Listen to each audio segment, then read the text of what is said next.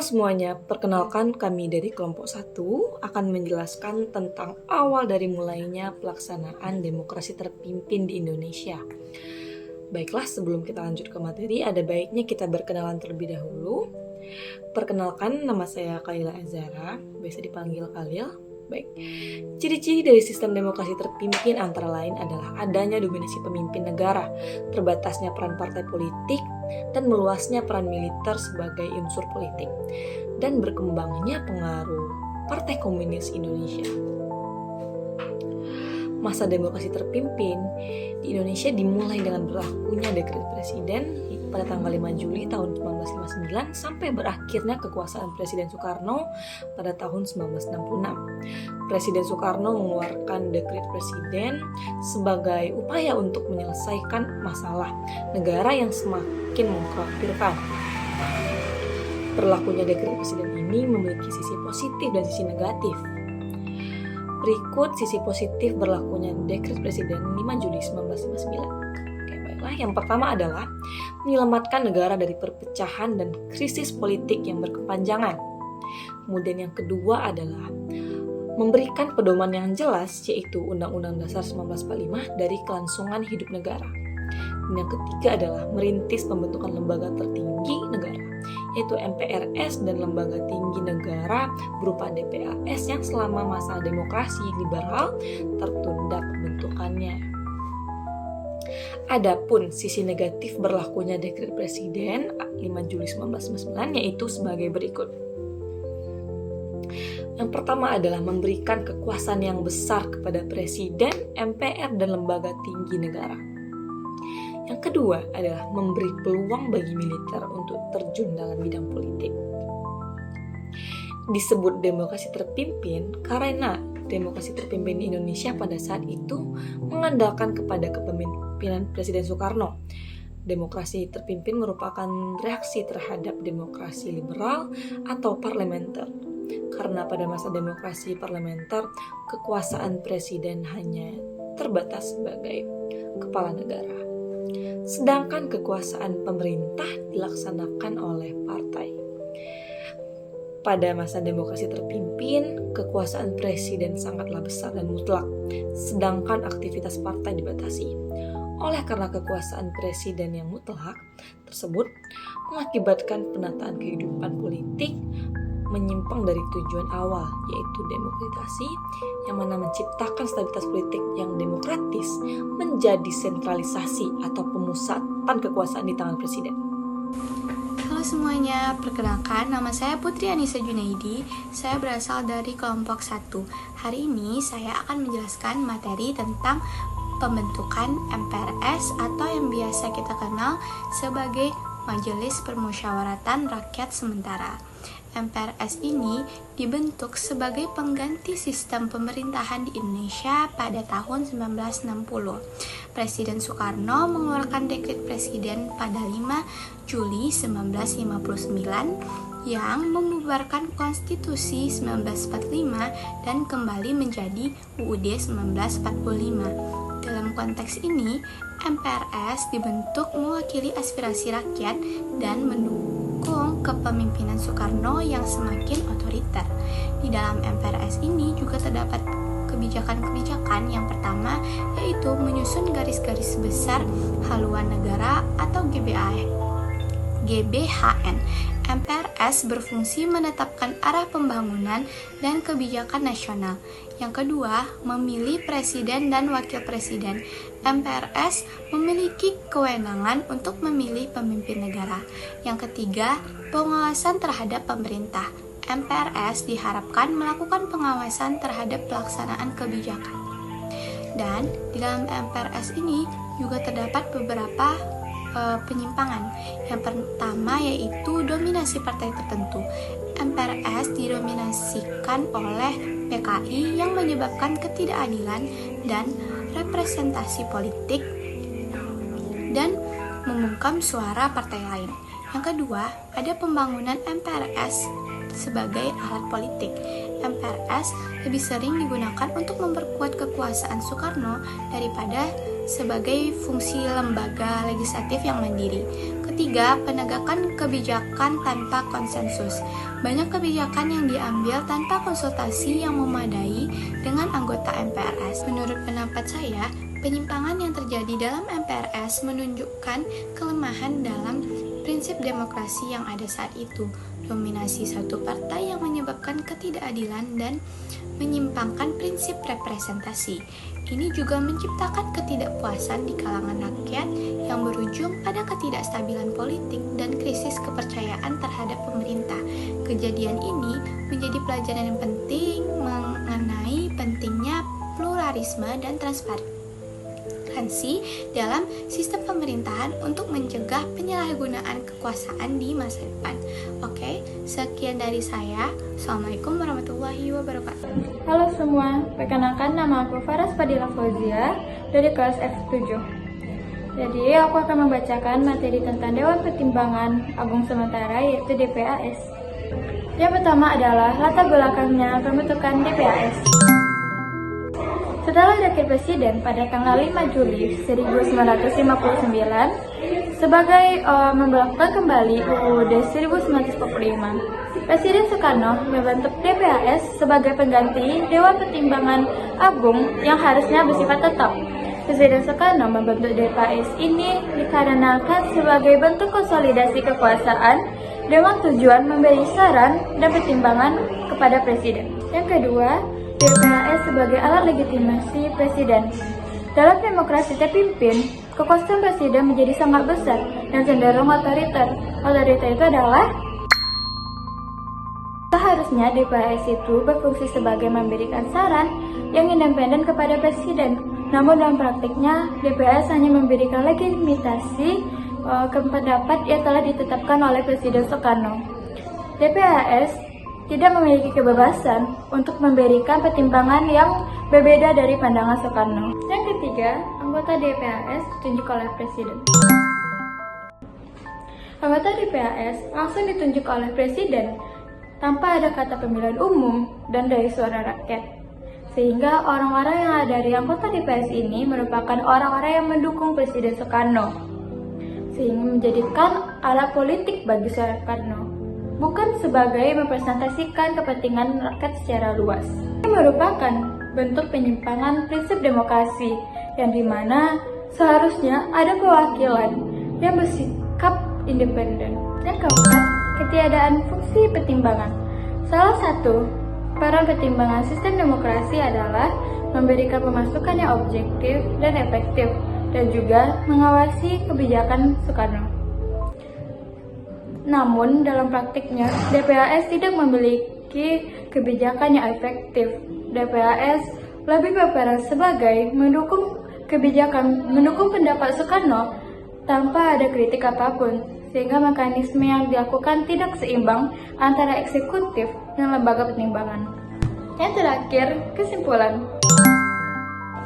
Kesimpulan dari DPAS ini yaitu DPAS pada demokrasi terpimpin merupakan salah satu penyimpangan karena tidak menjalankan fungsi yang independen.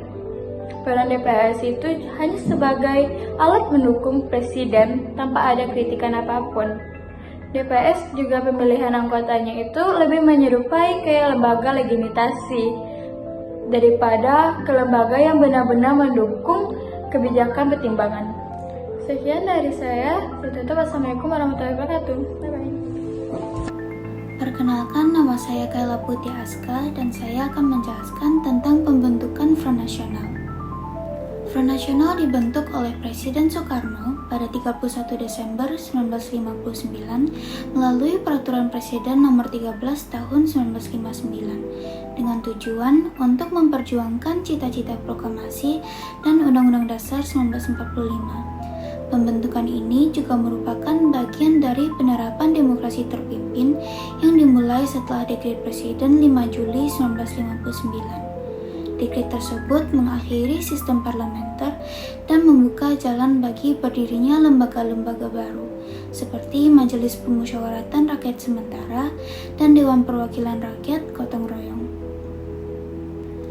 Front Nasional yang terdiri dari Front Nasional pusat dan daerah diposisikan sebagai alat untuk menyelesaikan revolusi nasional, melaksanakan pembangunan nasional, dan mengembalikan Irian Barat ke Indonesia. Di bawah pimpinan Soekarno, organisasi ini diharapkan mampu menggalang kekuatan massa yang besar dalam mendukung program-program pemerintah. Namun, meskipun bertujuan untuk menyatukan berbagai kekuatan, pembentukan Front Nasional ternyata menimbulkan resistensi dari beberapa kelompok. Salah satunya datang dari Muhammadiyah yang khawatir dengan upaya penyederhanaan ormas yang ada. Mereka merasa Front Nasional bisa mengendalikan atau bahkan menghapuskan peran ormas besar. Selain itu, Partai Komunis Indonesia atau PKI yang pada awalnya menentang Front Nasional juga merasa khawatir. Pemimpin PKI Dipa Nusantara Aidit mengkritik Front Nasional karena dianggap akan menjadi alat pengendalian yang mengancam eksistensi partai-partai politik. Ia menekankan bahwa Front Nasional seharusnya bukan alat untuk menciptakan partai tunggal.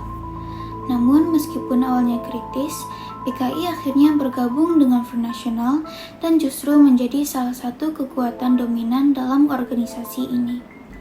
Hal ini menambah ketegangan politik, terutama karena PKI semakin memperkuat pengaruhnya di dalam Front Nasional, baik dalam hal keanggotaan maupun posisi strategis. Keadaan ini membuat kelompok-kelompok lain, terutama kalangan militer, merasa terancam. Mereka merasa posisi mereka mulai tergeser oleh dominasi PKI.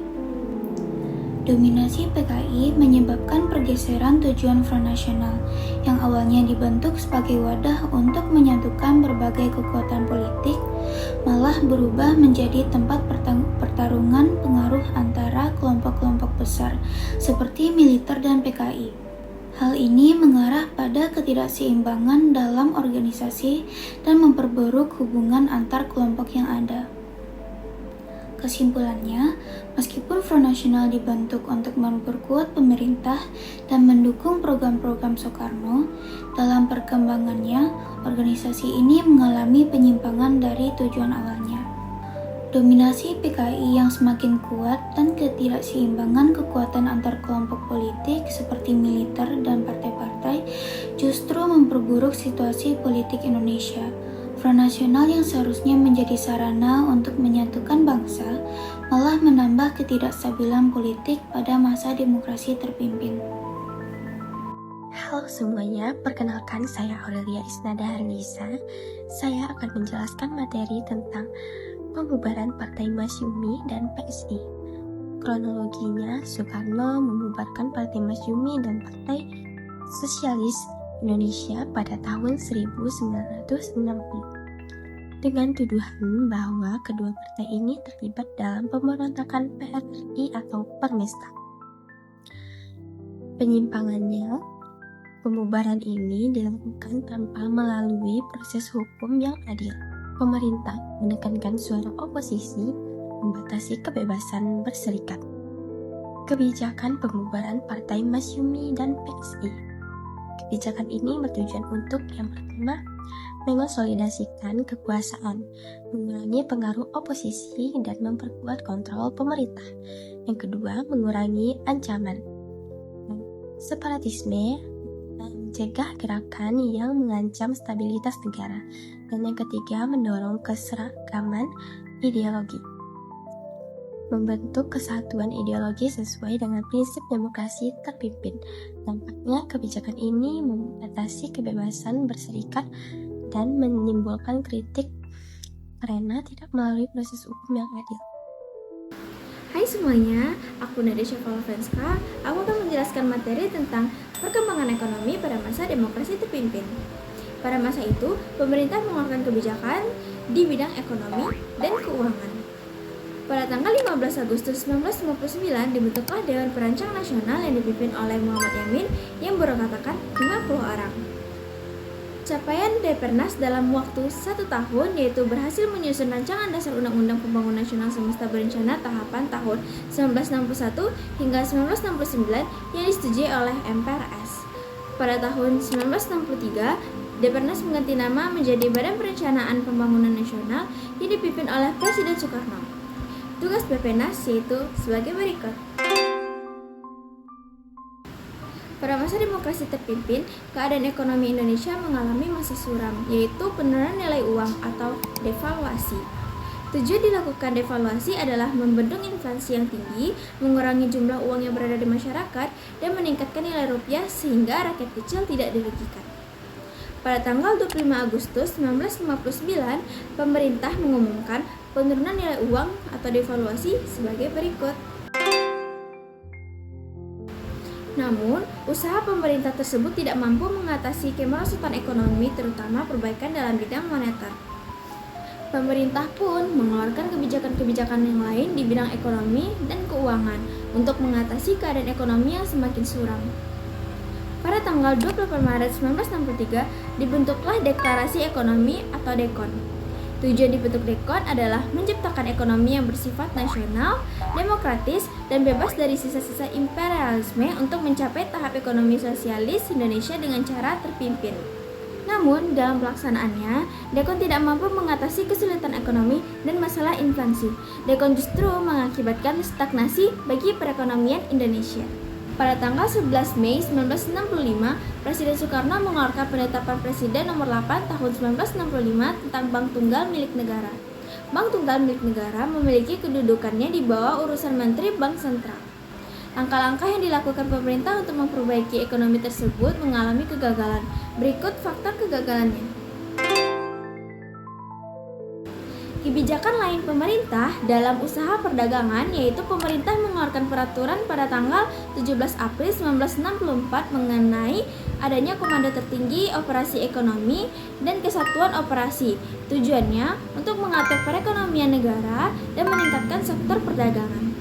Sekian dari saya. Assalamualaikum warahmatullahi wabarakatuh.